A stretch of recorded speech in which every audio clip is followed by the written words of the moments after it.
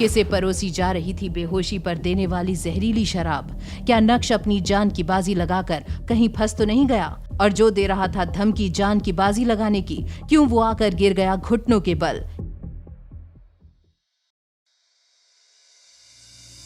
आप यकीन नहीं करेंगे कि नक्श ने किसे चूज किया। Of course Anika. दया शंकर का खौफ काम नहीं आया और नक्श ने तुरंत ही कॉल उठा लिया। हाँ मेरी बीवी, मैं थोड़ा बॉस के काम से बाहर आया हूं, थोड़ा टाइम लगेगा। अच्छा ठीक है, चलो मिलते हैं। नक्श की इस हरकत से दया शंकर के एक्सप्रेशन में कोई चेंजेस नजर नहीं आए। ऑफ कोर्स मुझे डिटेल में एक्सप्लेनेशन चाहिए। वो रिंग पूरी तरह से मेरी है और मैं नहीं चाहता कि तुम किसी को बुलाकर उस रिंग की जांच पड़ताल करवाओ। दो लोग नक्श को एस्कॉर्ट कर रहे थे। 2 मिनट बाद दया शंकर ने उन दोनों आदमियों को वहां से जाने के लिए कहा और उनके जाते ही दया शंकर नक्श के सामने घुटनों के बल नीचे बैठ गया और बोला, बादशाह माफ कीजिए, मैं आपको पहले पहचान नहीं पाया। जब नक्श ने यह सुना तो उसके चेहरे पर पजल्ड लुक आ गया था। उसे समझ नहीं आ रहा था कि दया शंकर उसे बादशाह क्यों बुला रहा है। हालांकि जब नक्श ने देखा कि उसे दया शंकर की तरफ से इतनी इज्जत मिल रही है तो उसका करेज अब और भी ज्यादा बढ़ गया था। वो कहते हैं ना कि जिन्हें नहीं पता होता है वो इनोसेंट होते हैं, इसलिए मैं तुम्हें ज्यादा ब्लेम नहीं करूंगा। थैंक यू बादशाह, थैंक यू। आपने जो आज रीगल गैंग पर एहसान किया है उसे जन्मों जन्मों तक याद किया जाएगा। ये रिंग, ये हमारी पुश्तैनी रिंग है जिसे कई सालों पहले पुलिस ने रेड मारते हुए हमारे अड्डे से ले ली थी। आज आपने इसे वापस देकर हमारे गैंग की शोभा बढ़ा दी है। थैंक यू बादशाह। दया शंकर की बात सुनकर अब नक्श को धीरे धीरे कहानी समझ आ रही थी, लेकिन उसके दिमाग में अब और भी कई सारे सवाल चलने लगे थे। आज आपने हमें जो तोहफा दिया है उसके बदले में आप हमारी खास दावत के हकदार हैं। मैं अभी जाकर कुछ ड्रिंक्स और खाने का इंतजाम करता हूँ, पूरी इज्जत के साथ दया शंकर ने कहा। नक्श ने मुस्कुराते हुए अपना हाथ हिलाया और इस इशारे को समझकर दया शंकर उस कमरे से बाहर चला गया। उसके बाद नक्श ने उस कमरे को ध्यान से देखा। उस कमरे का लेआउट देखकर नक्श तुरंत ही समझ गया कि वो कमरा दया शंकर का ही है। कुछ मिनट बाद नक्श का ध्यान एक ब्लैक बॉक्स पर गया। ये क्या है? नक्श ने उस ब्लैक बॉक्स को खोला तो उसके अंदर पाउडर का एक पैकेट था जिस पर लिखा था बेहोशी की दवा। इससे पहले कि नक्श कुछ समझ पाता, अचानक से उसे बाहर से किसी के कदमों की आहट सुनाई दी।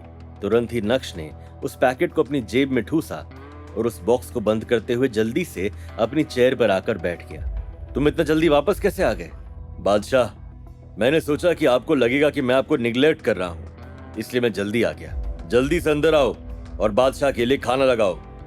दया शंकर के ये बोलते ही दरवाजा खुला और 5 से 6 लोग अपने हाथ में तरह तरह की डिशेस लेकर अंदर आए और पूरी इज्जत के साथ नक्श के सामने झुकते हुए टेबल पर डिशेस जमाने लगे।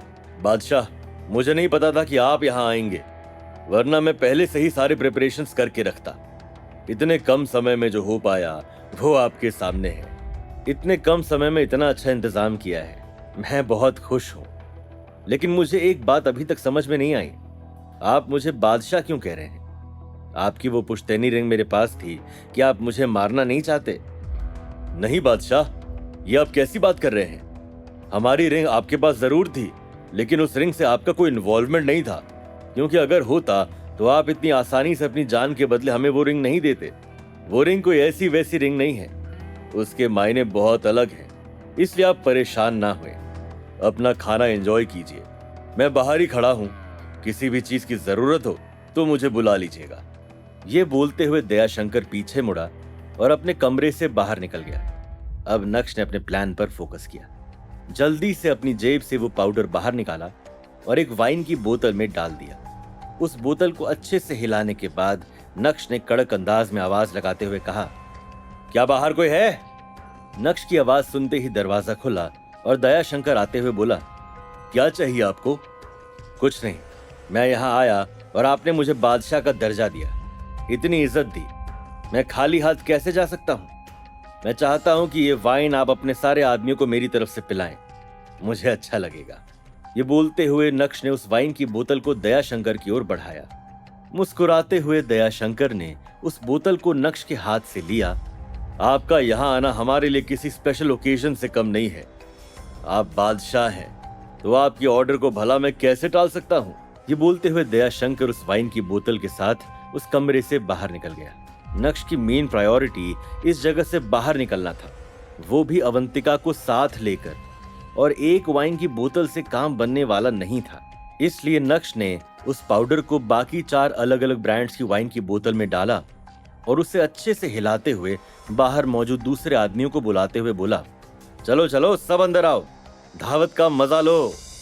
क्या सूरत की सबसे खतरनाक गैंग से पंगा लेना पड़ेगा नक्श को भारी? क्या कोई जादुई शक्ति छिपी थी उस एंटीक रिंग में? क्या अपने साथ साथ ऑफिसर अवंतिका को भी जिंदा बाहर निकाल पाएगा नक्श? ये जानने के लिए देखिए अगला एपिसोड सिर्फ पॉकेट एफएम के यूट्यूब चैनल पर। और इंस्टा एम्पायर के सारे एपिसोड्स को सुनने के लिए डिस्क्रिप्शन में दी गई लिंक से डाउनलोड कीजिए पॉकेट एफएम ऐप।